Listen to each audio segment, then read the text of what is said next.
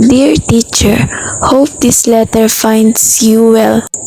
I'm writing to express my heartfelt appreciation for all that you have done for us in the classroom. Your kindness, patience, and dedication to our learning have made a significant impact on our lives.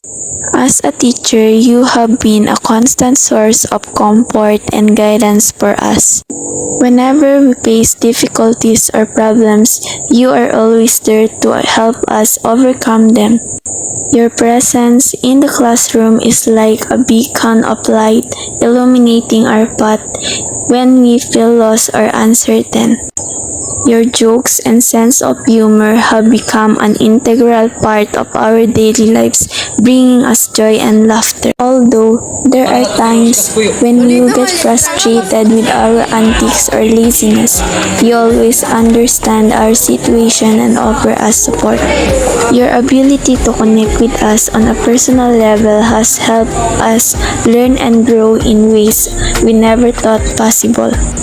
Your diverse teaching methods and techniques have allowed us to grasp different concepts and ideas, expanding our knowledge and understanding.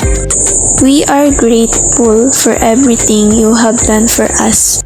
You are not just a teacher, but a mentor, a friend, and a guardian angel who has helped us navigate through the challenges of learning.